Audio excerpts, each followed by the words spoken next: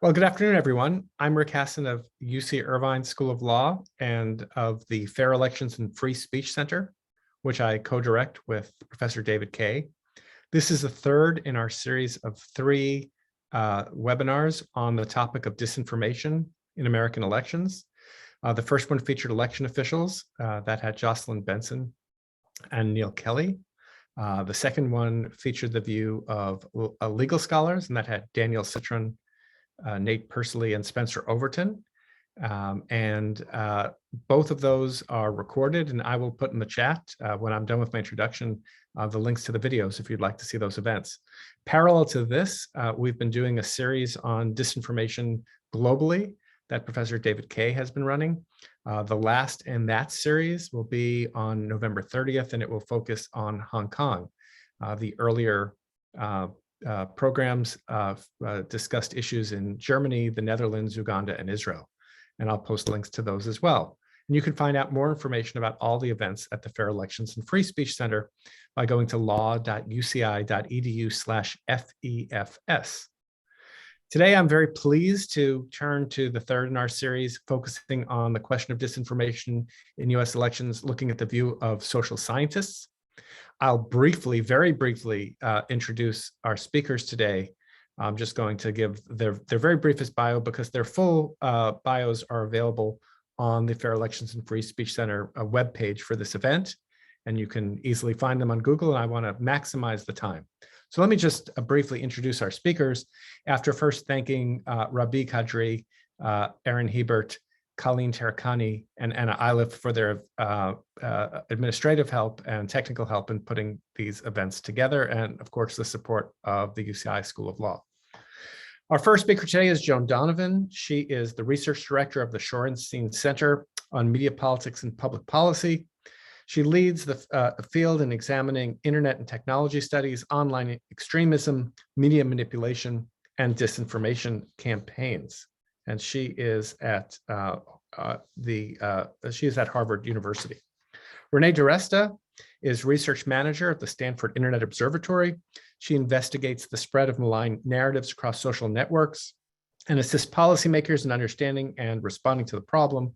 She's advised Congress, the State Department, and other academic, civic, and business organizations, and has studied disinformation and computational propaganda in the context of pseudoscience conspiracies, terrorism, and state-sponsored information warfare. Brendan Nyhan is the James O. Friedman Presidential Professor in the Department of Government at Dartmouth College. His research focuses on misperceptions in politics and healthcare. It's been published in leading journals. He's been named a Carnegie Fellow, along with receiving many other honors. Today's panel will be moderated by Pam Fessler. Pam Fessler was an editor and correspondent at NPR News for more than 28 years. As a correspondent at NPR's national desk, she covered voting issues, poverty, and philanthropy. For much of her time at NPR, Fessler reported on elections and voting, including efforts to make voting more accessible, accurate, and secure. And as a side note, I just interviewed Pam on the election law blog, ELB podcast, and I'll put a link to that as well in the chat. And with that, let me turn it over to Pam and thank our panelists very much for taking time out to be with us today. Pam. Thank you, Rick. I really appreciate it. Very happy to be here and to speak to these very stellar experts that we have. I guess the first question I want to ask you, a very broad question. The name of this panel is Disinformation. How big a problem is it? When we talk about American elections, we've actually been talking about disinformation for several years now. I'm curious at this point, heading into the 2022 elections, how big a problem you see disinformation in our ability to conduct fair elections, and maybe you could sort of define what you see as the problem. And I was hoping maybe we could start with you, Joan. I mean, big is a trap for sociologists. So, quantitatively, it's really hard to know how much stuff is out there. And then the second thing it's also hard to know is the degree to which people ingest this content and what piece or pieces of it motivate them to act or behave in a different way. What we know about elections is it's a team sport, which is to say that there aren't a lot of people that are able to be persuaded into and out of a party. We're talking about a very marginal number of people on that front. However, with disinformation on social media, what our team has noticed over the years is, one, social media tends to move the fringe to the mainstream. So you start to see candidates that might have been considered laughable prior to 2016, slowly gaining more and more share of attention online. When we looked at how that operated in the Canadian elections, we did see a candidate that was a very right wing, and he had a lot of attention online, and he ended up losing his seat as an incumbent. So there also seems to be a connection between the political culture in a country and then the way in which social media is used to spread disinformation or media manipulation campaigns. So while you're not going to trap me by getting me to say it's big or small, I do think it has serious effects because it does create a political environment where we're often not discussing the issues. We're discussing whatever the latest scam, hoax, or outrageous thing that was said by a politician. And Brendan, I guess I'd be interested in your perspective on this, and maybe more specifically on how it affects the actual conduct of an election, and whether or not voters, how they perceive the election and how it's been conducted. It does seem to affect perceptions of elections. So my co-authors and I have done 2 studies where we found that exposure to false claims of widespread voter fraud decrease trust and confidence in elections. We showed that in the aftermath of the 2018 election, when a few Republicans started making those kinds of claims in the aftermath of the election, looking at races that where counting was still going on or there was some contestation. And then, of course, more fundamentally in the run up to the 2020 election, when we were actually able to randomize exposure to tweets from then President Trump attacking the integrity of the electoral system. And we found that exposure to that stream of information or misinformation in this case, did decrease confidence in elections in a significant way. So what I think that highlights is the danger of misinformation about elections being institutionalized in our politics and especially taking over the messaging about elections from one party. Democracy depends on what political scientists call the loser's consent. The side that loses needs to acknowledge the validity of the other side's victory and the legitimacy of them holding power. The false discourse around claims of widespread voter fraud is endangering that process. And that's why it's an especially pernicious form of misinformation.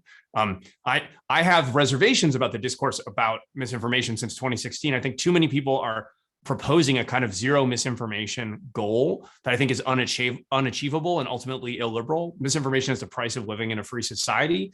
But this kind of misinformation is so harmful because it threatens that process of the peaceful transfer of people accepting the peaceful transfer of power. And it may inspire the kind of extremism that you were talking about, Pam, in the podcast with Rick, of the kind of death threats that are going to election officials and so forth. So there's the kind of general acceptance of election results as well as the specific kinds of extremism that may be inspired.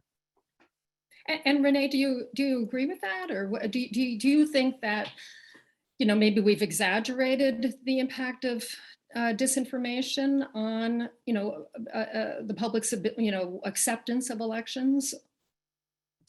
Well, we've discussed this from a couple of different points of view. There was, in 2016, a lot of the focus was on disinformation as produced by state actors, such as Russia, from outside targeting the American public in an American election. And there was a lot of questions about the denominator problem there. Who saw it? Was it evenly distributed? Were there certain communities that received a particular amount? Was there an impact They appeared to be increasingly drawing from actually hyper-partisan American media in the reappropriating those memes and reflecting them back to the community that was already inclined to accept them. What was the impact of that? That is the sort of thing that we don't have very much visibility into. We can't see who was targeted. We can't see what they did next. We can't, we couldn't even really see the comments at that point. So we couldn't see if they were seeing delegitimization claims, like in 2016, it was the Black community should not vote for Hillary Clinton. There are plenty of legitimate reasons to make that claim, to make that statement. The challenge was that this was inauthentic actors who were participating in that conversation, and that was the dynamic in 2016. Fast forward to 2020, so we did work as part of what was called the Election Integrity Partnership. Stanford, UW, DFR Lab, and Graphica kind of joined forces, if you will, to do this sort of monitoring and assessments of narratives narrowly tailored to voting related misinformation. It's important, I think, to caveat that, not to the broader social context of social division or any of that kind of pervasive dynamic, but narrative specific to voting. And what we saw there was that overwhelmingly it was domestic actors by this point. So 4 years later, the same tactics, the same techniques were being used, but by authentic domestic actors, what we call the kind of blue check influencers in many cases. And what we were looking at, because unlike the type of research that Brendan does, we're not monitoring a population before or after or doing survey research. We were interested in what was spreading, what communities was it hitting, how was it traversing across those communities? And then also we were looking at, did it make its way up to the media, right? So we treat, for some reason, social media and media as if they're separate. They're not separate at all, in fact, and one can be a conduit to the other. So we were very interested in, was it media coverage of prominent people being discussed? And that dynamic does happen, but then we see ordinary people who have heard the frame that the election is going to be stolen, taking their own camera phone footage of moments that they think are evidence of what they have been hearing, and then reflecting that back up and saying, tagging in influencers and saying, I see election fraud in my community. We were looking at ways in which state election officials were trying to counter those moments, counter those memes in the moment, in real time, and then looking at what were the comments that were being given back to those entities who were responsible for doing that countering, and finding that this sort of bottom-up dynamic that is, I think, relatively understudied. It's fairly emergent, fairly new, because social media has given people the tools to create those narratives themselves, to shape the election conversation themselves. And I'll just close by saying one of the things that we saw was the hashtags produced by these communities then being chanted at protest movements in the real world later that night. For example, Maricopa County, Arizona, and what came to be called Sharpiegate, the allegations that Sharpies had been given deliberately to Trump supporters to undermine their ballots was that was what people were chanting outside the vote counting facilities. And then Alex Jones and other hyperpartisan influencers in media come and cover that protest and make it a national story. And the election officials are not networked, they're not equipped to counter that. And that's the dynamic that we saw over and over and over again, and what we expect to continue to see going forward. And that's the delegitimization that I think matters, the very organic stuff, not the foreign disinformation. Yeah, and I think the thing that, as a journalist that I found incredibly disturbing is that, no matter how much people would present the facts, there was still is this core group of people who, no matter what you say in terms of either fact checking or, just trying to explain the process, it doesn't seem to have an impact at all. And, we have with the, CISA at the Department of Homeland Security set up this rumor control site. There was a whole effort by election officials to say, okay, you should trust election officials to get the proper information. So I guess my question, and I'll ask you, I guess Joan first, do you think that means that those efforts are for naught? I mean, is there something else going on in terms of trying to correct people's misperceptions about what's going on with elections? I still think it goes back to the way in which social media moves ideas. Particularly, you can really mark the beginning of networked conspiracy back to 9/11. That's a point in time when many people have access to the internet in their homes. AOL was really, at the height of its game, and one of the more persistent memes that started to circulate was this notion that 9/11 was an inside job. Right. And that meme came from InfoWars. No big surprises there. And what you see are folks that, like Alex Jones, that are technological entrepreneurs. They're innovators in a sense that they will try anything to get their message out. And so over time, what you see is online, you see message boards devoted to what are called truther communities. And so as that those communities start to think about, well, what are the advantages of social media? How can we spread our ideas to a place where everybody is? You start to see some of these digital shenanigans. You start to see people using fake names for groups. You'd see them using fake accounts. As Renee's work has pointed out, they start to go into certain groups like momversation groups on Facebook, and they cultivate people, they cultivate audiences, they cultivate and recruit followers, and they really turn people into advocates for these conspiracy theories. And so you end up with this very highly motivated group of people who think, if not for my actions to share this information, it's going to be somehow siloed by, and then you can put whatever version of they into that, into whatever they think the bad guy is, be it some versions of anti-Semitism, some version of the deep state. And so over time, those conspiracy theories have been very, very normalized through the design of social media itself. Right. And so when we look at QAnon, it's just a blip. Yeah. So I guess my question is, are those people not reachable by, this effort to try and present the facts or to counter? I think Brendan probably has a stronger feel for the game here, but I think that there are people who are going to, by virtue of believing a couple of conspiracy theories, they tend to believe many more. These communities are very rewarding in terms of responsiveness. You're listened to. People will go to you for information if you're an influencer, and so I think that there's something here where we're imagining that there's this deep desire and investment in facts, and what we have is groups of people who are already susceptible to these kinds of conspiracy theories, and for good reason. Every once in a while we do find out that the CIA was behind some really awful thing, or that the government was doing something terrible, and so I think there's a heightened level of skepticism, but what the internet adds is the ability to connect with one another, and that connection, that massification of the ideas, tends to give people a self-confirming feeling where they think, well, a lot of people are saying this, it must be true. So Brendan, what do you think? I mean, is that, it almost makes it sound hopeless to be able to correct. Yeah, no, and I don't want you to give up or think that your efforts were for naught, Pam. It's absolutely, I think the weight of the evidence suggests that when you show people fact checks, on average, their beliefs tend to become at least a little bit more accurate.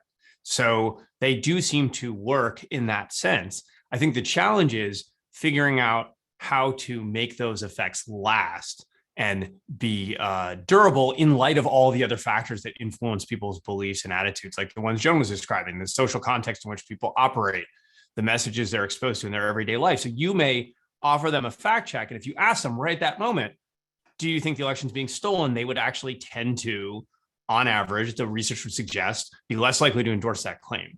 But over time, they hear more messages, they get more cues along those lines, and they're often going to revert back to where they were before. So, it really highlights the challenge of the kind of whack-a-mole fact checking as a response to systematic misinformation, especially when it's being spread by elites. I think we can think of the kind of bottom-up networks that Joan is describing as something where, fact checking may be the appropriate scale of the response, but as it becomes something that's being systematically distributed by a network of elites and sprayed out through the mainstream media as well as social media, at that point, it's really hard to counter that with one article or one set of facts. It really becomes more about what's happening within that party and whether you can get elites in that party to oppose that message, and that's as we've seen, really challenging. And hasn't there been research done in the past that it's sort of the volume of the message, of the repetition of the message, that if you keep repeating the truth over and over and over and over again, that does have an impact? Or am I incorrect about that? There messages you hear more often, people are more likely to think they're true, actually, regardless of whether they're accurate, is what the research suggests. So that one cuts both ways, is another way of saying that. But if you are thinking about relative volumes, I do think that matters, especially when it depends on who you're hearing from, right? So if 1 in every 50 pieces of information about the election is this election is being conducted fairly, and 20 of 50 of them are people on your side saying it's being stolen, good luck, right? Right. And that's what we've been, unfortunately, living through. Again, it doesn't mean we should give up on fact checking, but we shouldn't think it's powerful enough to overcome that kind of countervailing force.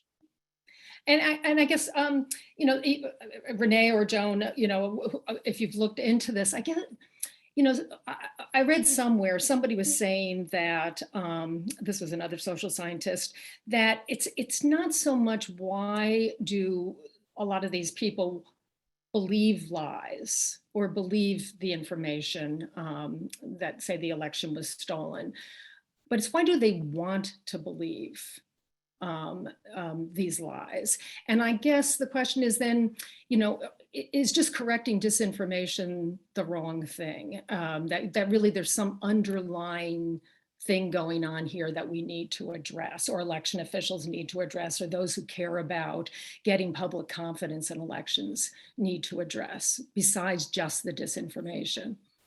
I'll build on what Brendan said, because I think the answer to that is yes. It's very much the trust problem, right? That is the big overarching thing. The internet is a medium, perhaps, but that idea of repetition mattering is something that we've had that thought in our minds even prior to the instrumentation of understanding communication. Older propaganda manuals from the 1920s will tell you that repetition matters. You have familiarity, novelty, and repetition is just what is going to make somebody stop and pay attention, retain.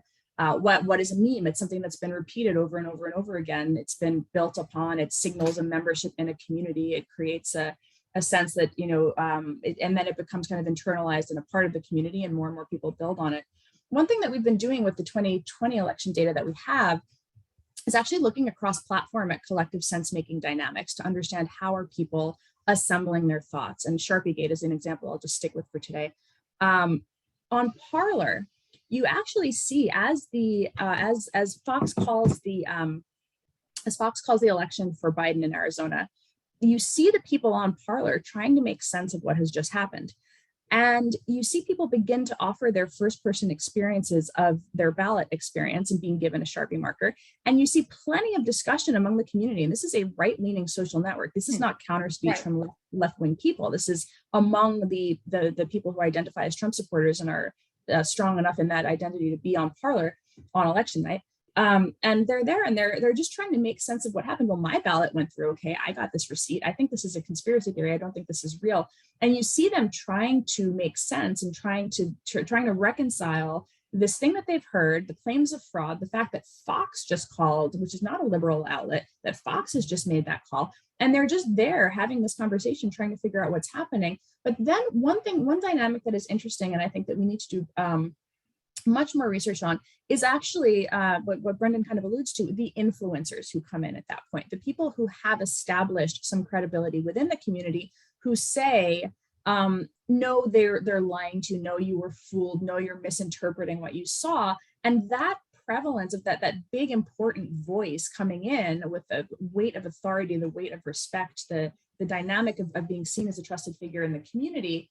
And they're very interesting. It's very interesting to see how it's done across platforms. On Parler, they got in there and really were trying to shape the conversation. On Twitter, what you see is something totally different. You see Charlie Kirk and other prominent members of the kind of Republican elite, and they're amplifying the claims, but they do it as big if true. They don't actually want to come out and strongly say there was election fraud in Arizona at that point. Instead, what they say is big if true, people on the internet are saying. And so they serve as amplifiers and conduits, and they manage to blow it up so that their followers then see it. And then it's repeated and picked up and amplified by a slew of other influencers. And then it hits the news media, which that night was Newsmax and OANN, right? And so, and you start to see it kind of become legitimized through this repetition. And what starts as big if true eventually becomes kind of canon over this relatively short period of time. And the question of where to intervene and who intervenes, it has to be, because it is so much amplified by these messengers who are trusted, the counterclaim, the counter content. I think that's where we're at this point of not really, we have a sort of vague understanding of it from media times past, but what is the role of the counter speaker? Who does the counter speaker have to be? When is the optimal point of intervention? That I think is kind of the sort of frontline research that social science folks are doing that we just don't have very much, concrete to point to right now. Right. So are you saying, I mean, it's not really clear how you would address this, so the people who are trying to fight disinformation or trying to make sure that, we can instill public confidence in election results, it sounds like there really isn't a solution at this point that social science has been able to point to. There's no magic bullet, that's for sure. I think all three of us would agree on that. But I guess I would frame the problem as not one that has a single solution, and that we need to think about a series of smaller steps that we can take or try to create the most advantageous, scenario for accepting election results. And I mean, that's kind of a frustratingly, complex answer for something that we'd like a single solution to exist, but it just doesn't seem to. How about Joan? What do you think? I guess first, but back to my earlier question on whether there's something besides the disinformation that needs to be addressed. Is there something that's underlying this desire by many people to want to believe the disinformation that actually should be addressed if we're trying to resolve this issue in terms of elections? Yeah, a lot of people in this field talk about it as like a supply and demand issue, but I think it's actually a leadership issue. It's about the people who are using these technologies mostly to make money. There's always some kind of financial motivation wrapped up in some of this. We can't ignore that Trump and Giuliani and Sidney Powell and others raised many, many millions of dollars off of Stop the Steal and associated Release the Kraken media manipulation campaigns. We also have to reimagine what it means to think about partisan news and partisan platforms. If your news organization is structured as a wing of a political party, then that isn't necessarily news, it's something else, right? And if your app that you're deploying is about party infrastructure, then let's just call it what it is. There's some feeling in this field and in other places, kind of tech nostalgia for a moment when the internet was free of politics. And that's goes back to when everything was weird and queer and awkward and subcultures kind of reigned on the internet. Times have changed. The internet is a fully functioning aspect of our economy. I would hesitate to say, but maybe it's true that very large-scale social media platforms constitute critical infrastructure at this point because people are using them to make appointments with their doctors and to stay in touch with family and to know if some horrific crisis is going on and where they should go in times of a storm or a terrorist event. And so there's something else happening here where we have a very important sector, the tech sector, that is being run in such a way where people are imagining it as this like small business, get up and go, anybody can innovate, everybody has a chance here.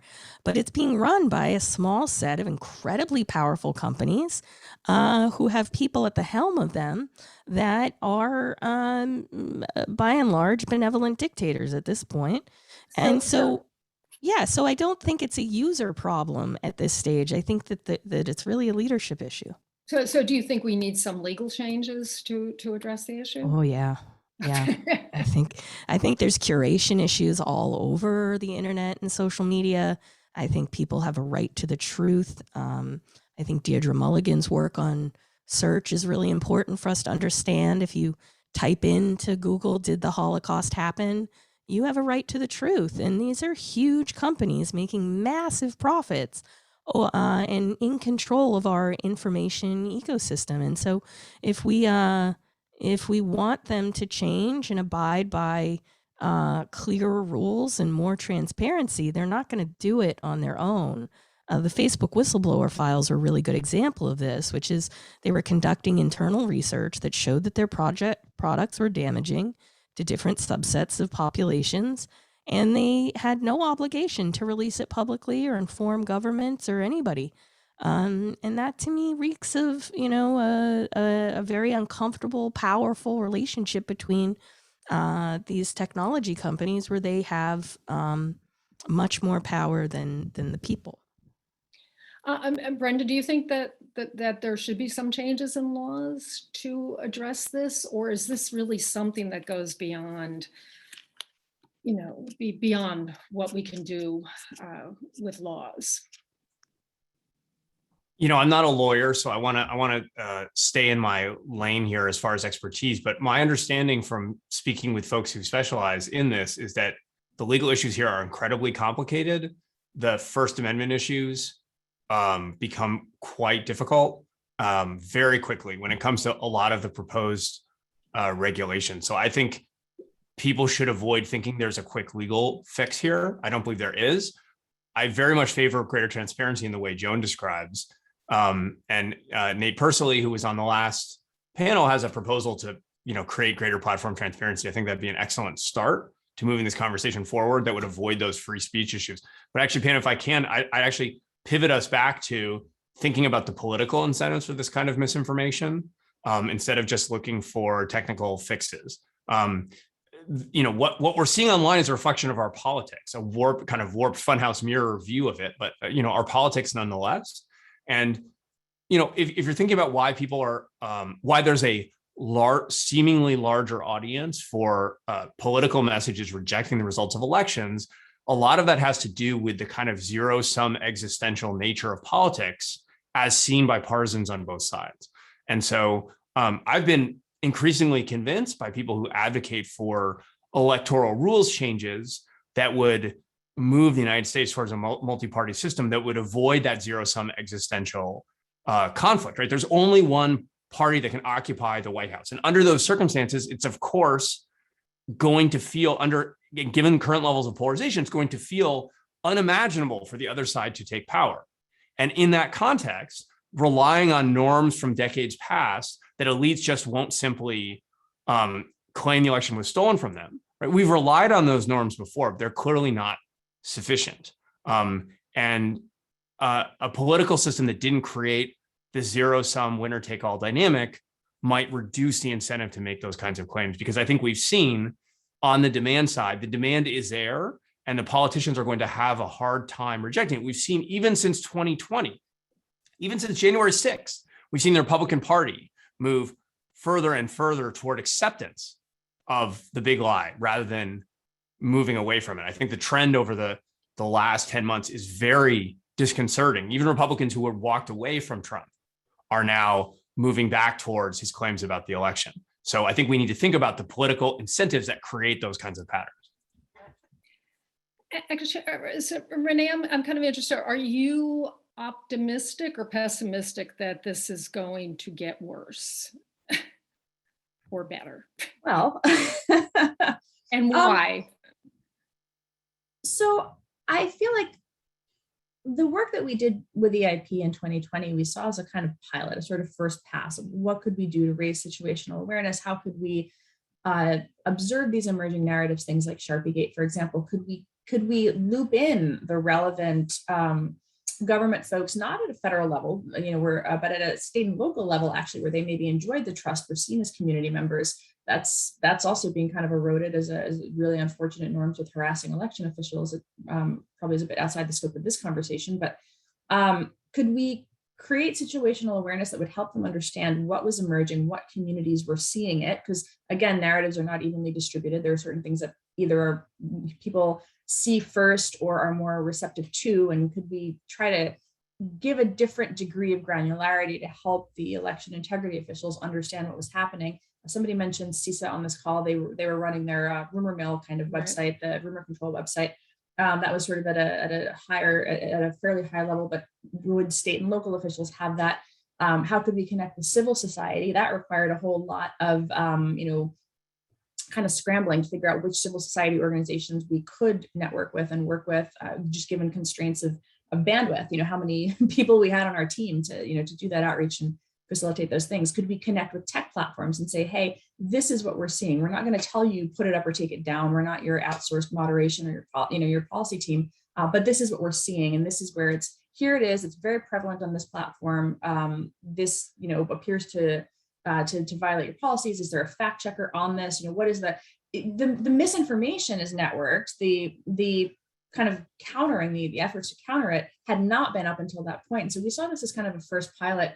We continue to evolve on it in the context of vaccine-related narratives, again, narrowly scoped, tailored to not people's opinions about vaccines, but demonstrably false claims. Thinking about ways to evolve the model there. And now we're trying to think through what does this look like for 2022. So I'm optimistic in that none of these relationships existed in the 2018 election, and as the threat has increased, the kind of commitment of parties and the kind of connections between different types of researchers and different types of stakeholders they exist now in a way that they didn't.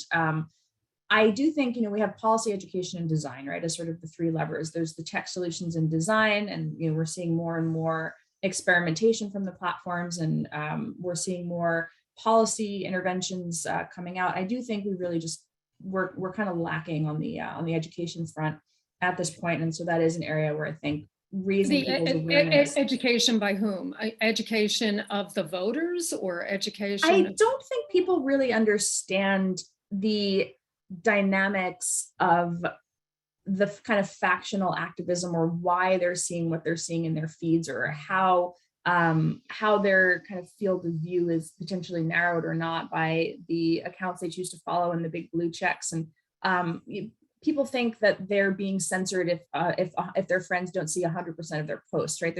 There's not a strong awareness of curation recommendations, or kind of how a trend happens on Twitter. Why is this trending? Helping the public understand the dynamics of the communication environment. I think we're still not quite there. Helping people understand what their amplification does to a message and how it continues to propagate. I do think that there's some opportunities to try to shift the norms a little bit, and there have to be offline actions. It's not just a technological problem, it's just manifesting on a particular system. So we have to be addressing both the kind of community dynamics and the audience receptivity, in addition to the network structures and the affordances that spread the information. I wanted to go to some of the audience questions, and I think before I do that, I think obviously there will be election officials who are on this call, or who will actually listen to it later on, who are just, they're trying to figure out, or people who oversee elections, what we need to do to try and make voters confident that the results are legitimate. And also that they don't have to deal with things like Sharpiegate in the future. So we have a question here from Tracy Weston, and she says, if you had whatever resources you needed to put together a local or even national strategy to minimize or eliminate election disinformation, what would that strategy be? Would it involve restrictions on social media, e.g., for example, restrictions on algorithms? So Brendan, you want to take that first? Yeah, well, this gets into the tricky question I described about the First Amendment, which we need to think about carefully. I guess I would say I would love the platforms to move faster in addressing election disinformation when it's flagged to them as violating their own policies, as folks like Renee and Joan are often having to do for them. I think that the lag times are far too slow. A lot of work could be avoided if those interventions were faster. So, there are kind of war rooms and various ad hoc things that are done from time to time.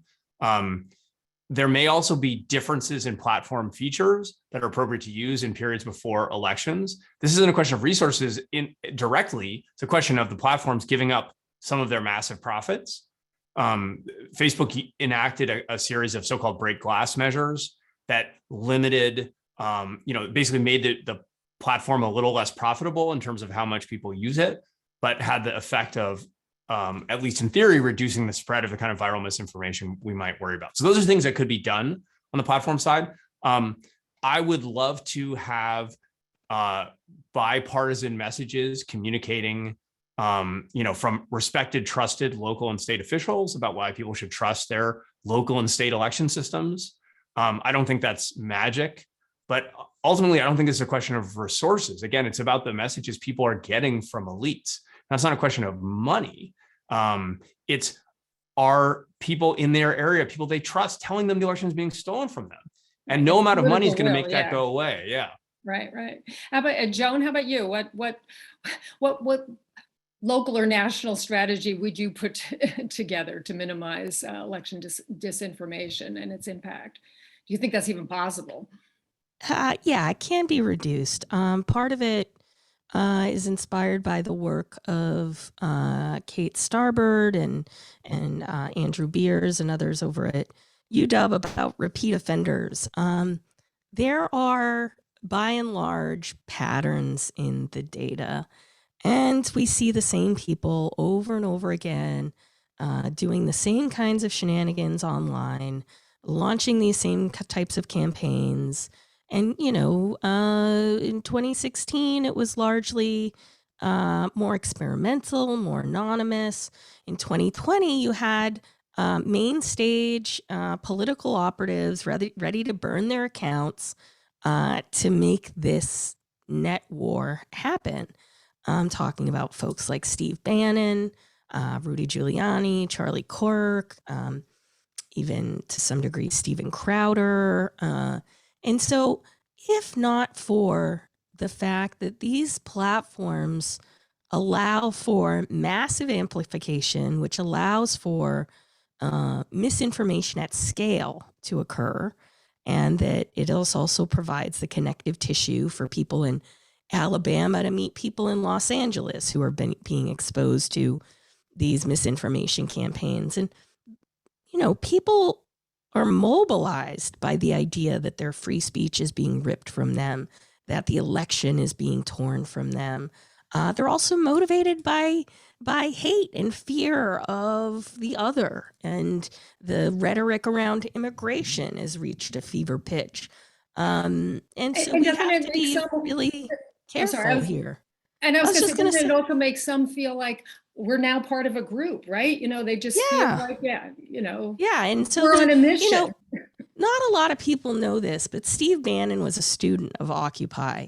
He made a movie with Andrew Breitbart called Occupy Unmasked, and they studied it, and they were like, this is how you build a populist movement, is you say outrageous things, you make them think that magic is possible, and before you know it, like, you have the alt-right. And Bannon and the Breitbart publication, Andrew Breitbart had passed away, were big promoters of that idea of the alt-right, and that white people were being suppressed and oppressed in different ways, and that they needed their own say in things. And we saw a very similar thing play out with the Proud Boys in 2020.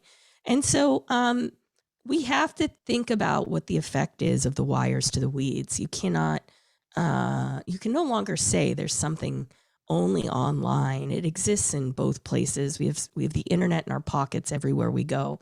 And so I think the industry is now mature enough where we need to think differently about broadcast. My telephone is a TV broadcast station, and we have to hold people accountable for the way in which they're reaching people and if they're making money off of these grandiose and inflammatory lies. And when they're inciting violence, that's a big question, is what does it mean to say incitement today? And so we have to think about repeat offenders, though, in a more serious way. And what about there's another question here, and this is from my former editor at NPR, Brett Neely. And he asked if any of you believe that the lawsuits that Dominion and Smartmatic are bringing is going to do anything or have any effectiveness in policing these bad actors, by basically giving them a financial disincentive to spreading disinformation. Do you think that Renee, do you have an, or Brendan? No, I'm not a lawyer. I've just been following that with great interest too, because for a really long time, even in the harassment campaigns, the kind of quaint old stuff from like 2016, there was this idea that you just kind of had to take it, right? That if you sued or did something to, you were Streisanding it, right? You were making the public pay attention. Obviously, for Dominion and Scorecard, that ship sailed. The entire country saw that kind of stuff go by. But that idea that there can be an accountability for it, I think, is fascinating, and I'm really curious to see how it plays out. We saw so much of the misinformation campaigns. There was websites that were kind of thrown up by some of these hyperpartisan actors to solicit affidavits from ordinary people saying that they had been harmed by these systems. And so seeing this kind of countering of actually bringing it through the courts, from the kind of the impacted parties where their reputation's harmed by political actors, I think is a fascinating. I'm really curious to see how it plays out. Brendan, do you? I think we should be careful what we wish for here. We have a long history of British libel laws being used to silence people who challenge powerful actors. If libel and slander jurisprudence, again, I'm not a lawyer, but if this becomes a tool that's more frequently taken advantage of, people should think about who will be advantaged and disadvantaged in those kinds of legal battles, right? Dominion has the resources to have this court fight. Average people don't. And I'm not certain that big legal liability in these claims, in these kinds of claims, is going to lead to a better discourse. It could just lead to a more silenced one. We have another question here, and I think it's something we really haven't talked about, and that's kind of the connection of this disinformation campaign related to elections and how it's related to globally to what's going on in other countries. So the question, it says, the connections between those who use strategies to undermine elections worldwide are more and more coordinated. Trump just supported Brazilian president after he being accused as crimes on the pandemic, Bannon declared winning elections in Brazil as a goal of the global right-wing movement. I would like to hear comments from the panelists over the global aspect of this issue. And I guess not only what the impact would be, but maybe how that might affect what the solution is. Thoughts? Yeah, I can take a stab at that. So we'll be announcing our Brazilian election observation project in the next day or two with a kind of scene setter detailing exactly what's going on, what the threat landscape looks like there, what the social landscape looks like there, and the dynamics of the kind of party apparatus and infrastructure in place. So you can check out our content on that.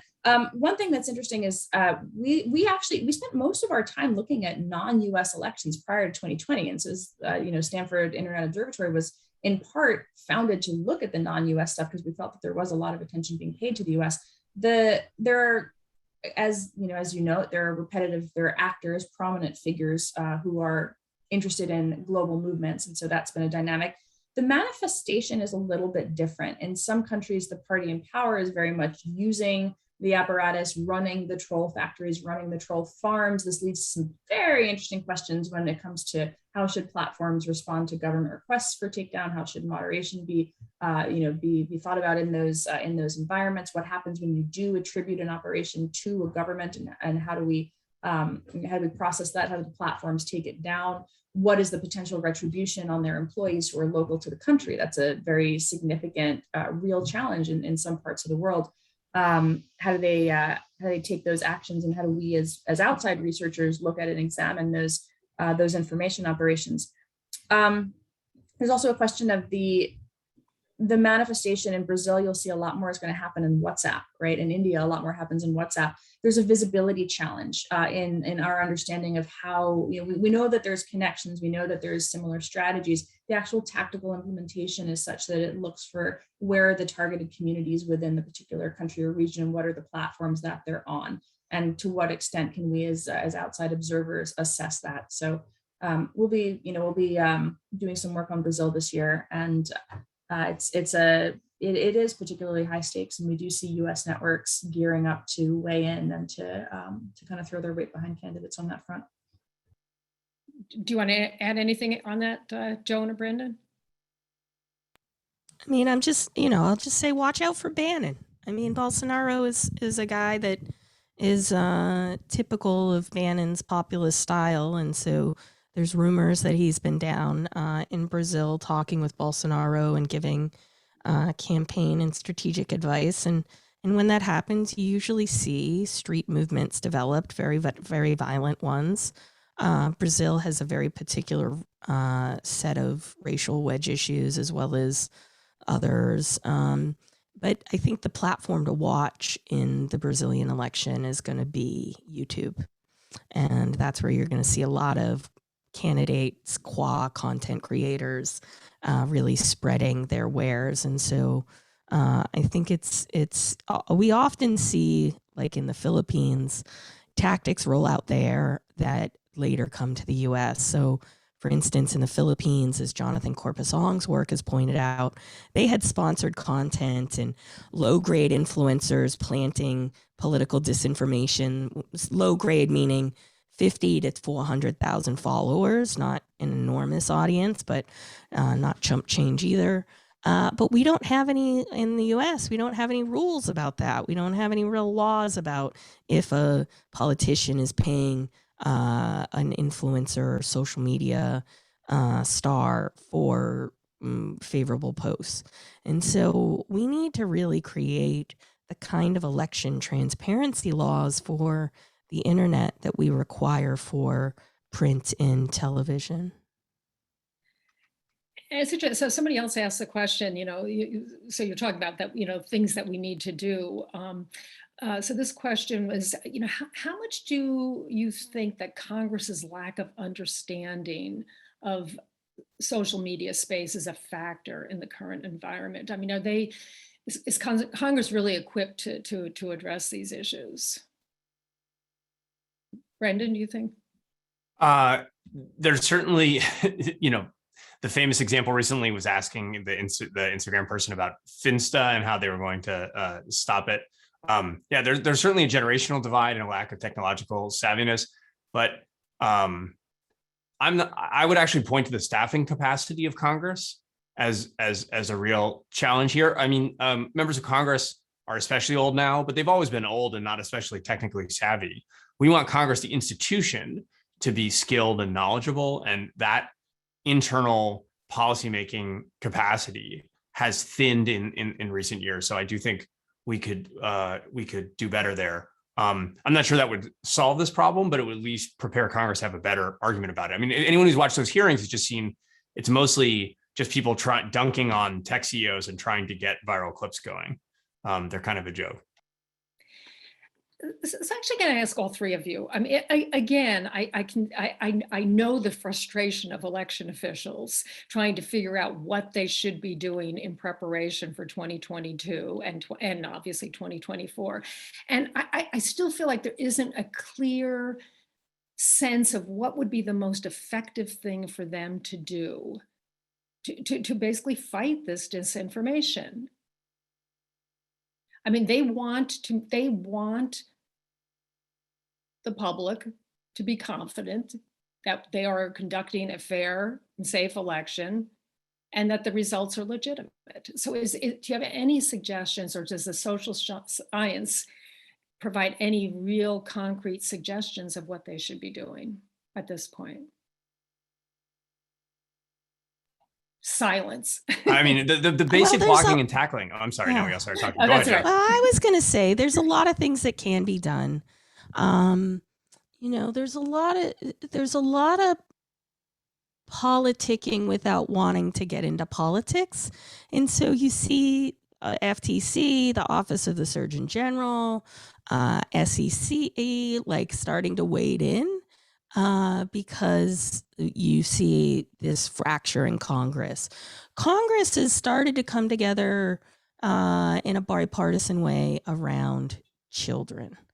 Now, what kind of policy do you get if you base it on the most vulnerable user is a child? Well, you end up with policies that are exactly what platform companies already do, which is say, if you're under 13, you shouldn't be using this product.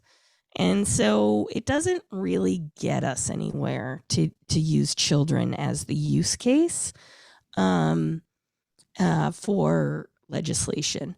But there's so much that needs to be done in terms of privacy and data collection laws where we should have some kind of law prohibiting collection of major amounts of data on mass populations because it creates a national security risk.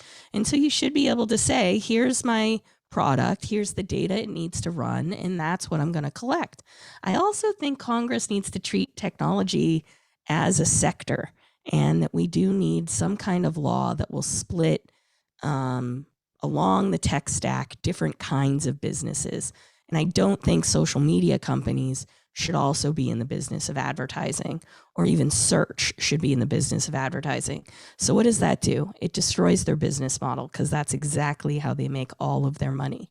But it's a big problem because they're over collecting data, they're trampling on user privacy rights, and there's really no end in sight. And we actually have a couple minutes left. So just real quickly, Renee and Brendan, just any specific advice that you think that the social science provides for what a local election, if a practical thing that they could do to fight this?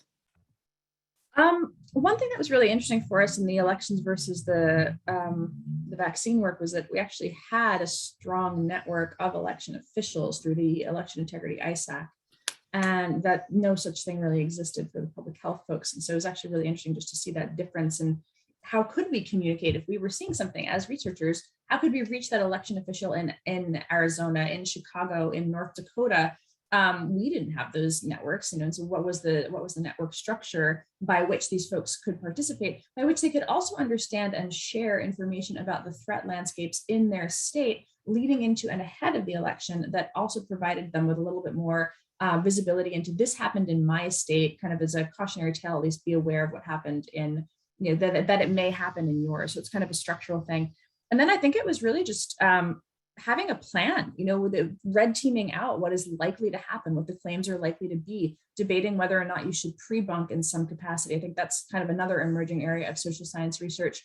Should you tell the population of your state, city, or locale, you may hear things about Sharpie markers. Here's what you're going to hear.